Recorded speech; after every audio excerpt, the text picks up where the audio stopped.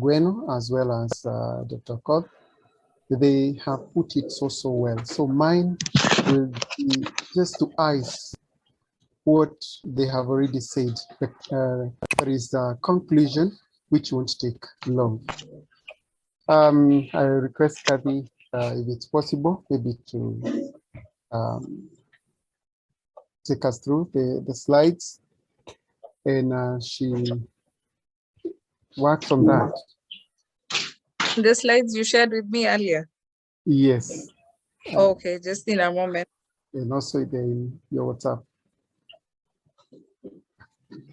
As she does that, quite a number of times, we hear in our National Assembly, as well as the Senate, the speakers posing this question: will as many as of the same opinion say aye? Will as many as of the contrary opinion say nay? Then, depending on the noise meter or what the mentimeter, they will either, the ayes will have their way or the nays will have their way. However, in the Lincoln Douglas, we have a different format. And that is why we are advocating the Lincoln Douglas. As Dr. Koth has taken us through, you've heard that it's a one-on-one. Therefore, we don't have a lot of noises and all this, and debating is actually carried out in a very mature way, if I was to say so. There's the aspect of charisma as opposed, okay, charisma on one hand and eloquence. Although charisma or being charismatic is good, we are more interested with the eloquence, how you put through your points, the research that you have done, so that what we are calling the contentions or justification, so it comes out, we are able to get to know what you are telling us, what your point is, as opposed to maybe a lot of charisma that may lose the point. And we saw this in those of us who are watching these debates, that although charisma is good, but what carries the day is your eloquence, the way you are able to articulate your points. And as our speakers have mentioned about the citation, it's important for us to cite and cite well. Maybe use of APA, things that we did in university.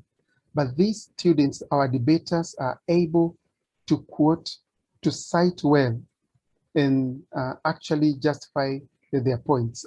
It's something that we've really loved, and it's helping us a lot. But why all this? I would say that, Kathy, we on slide number 2. Slide number 2. Actually, number 3. Number 3. Yeah,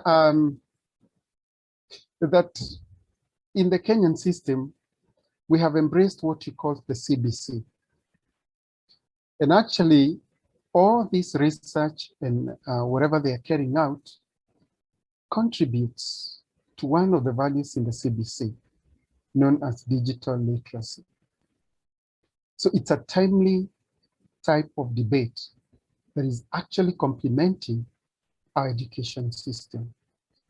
So I would actually urge everyone to get to know deeper about Lincoln Douglas.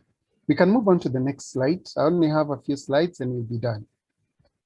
We are saying that LD, or Lincoln Douglas, we call it LD, looks for the good in every situation. You've heard that the debate is based on values. Kathy, if you are to move to the next. It's based on values. And this, the resolve, or the what you call the resolve, The debater will carefully bring out the value that is predominant. And once we go through this, when you talk of values, again, Dr. Koth has mentioned about the values, which is the value premise should be the ultimate value that you seek to uphold in order to achieve the best out of your debate. And when you talk of values, you are talking of nothing else but values, which may include the likes of justice, as she has mentioned, morality, social welfare, individual welfare, liberty, and the likes. I borrowed permission from one of my debaters just to read or take you through. There was a debate that was held which resolve read, returning corporal punishment to schools is justifiable.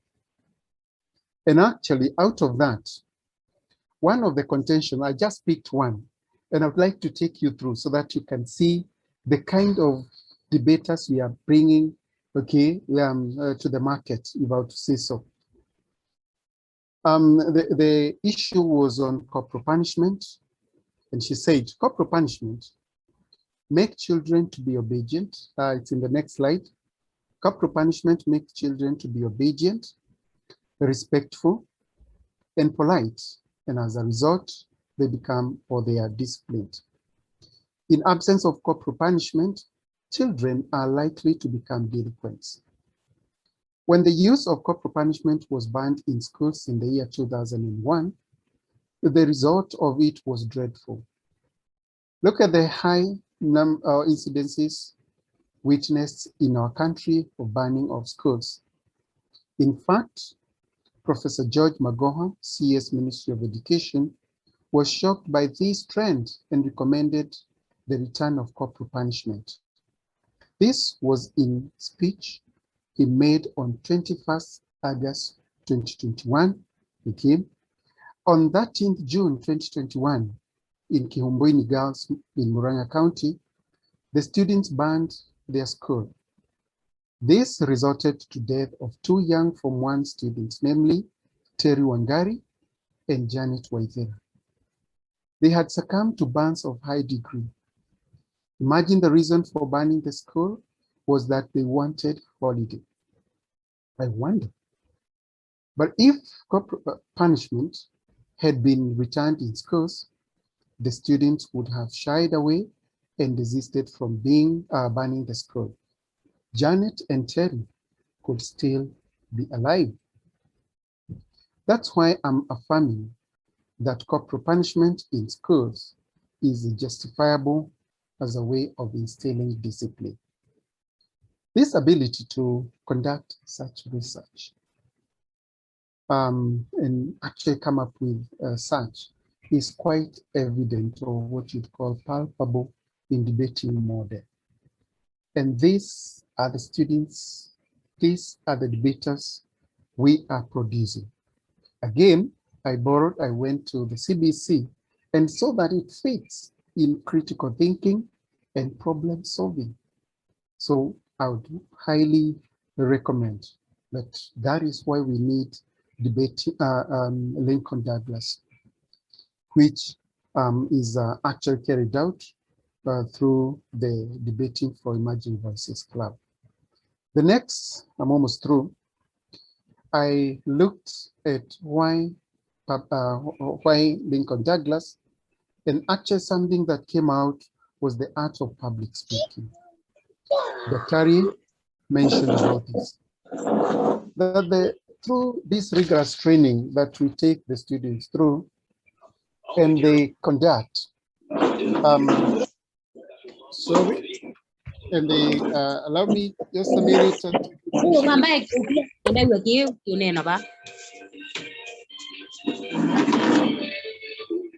Here we are, we've grown. Thank you for that. That public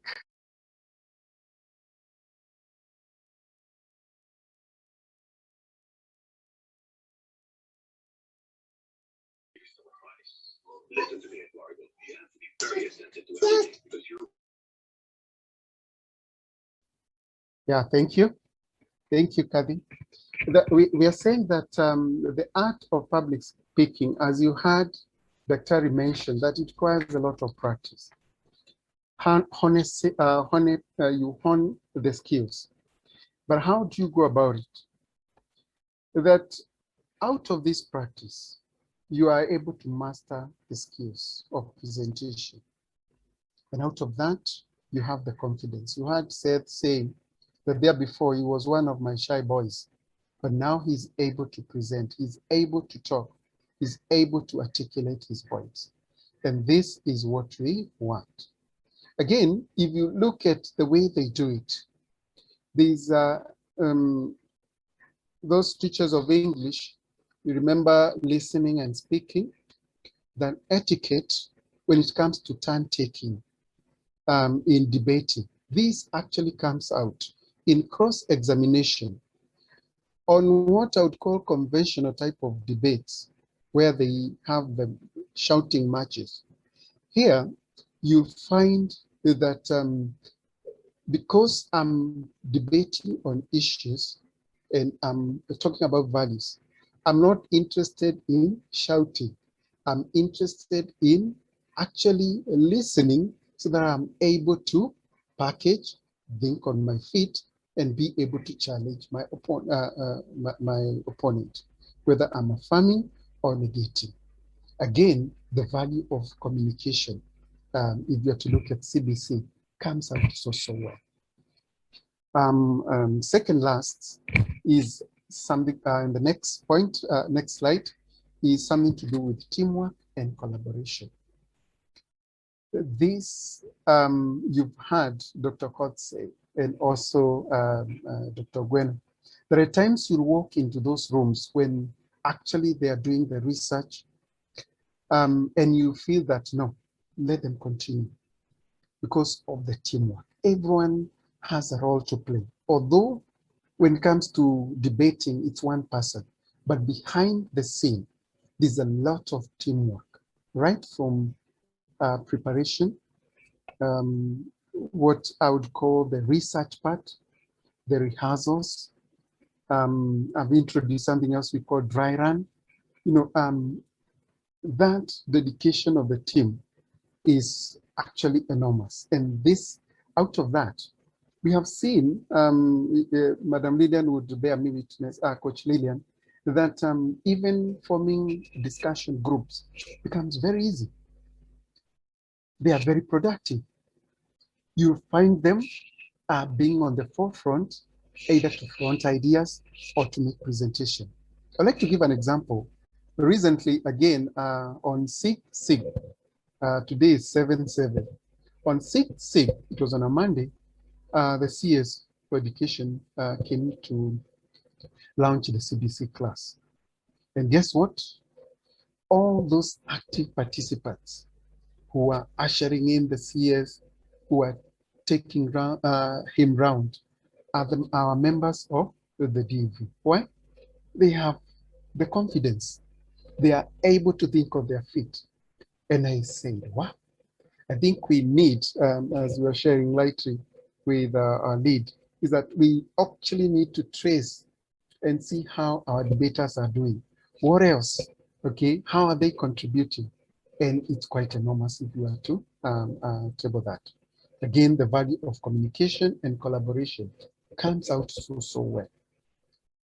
There's quite a lot, even in terms of resource and the likes.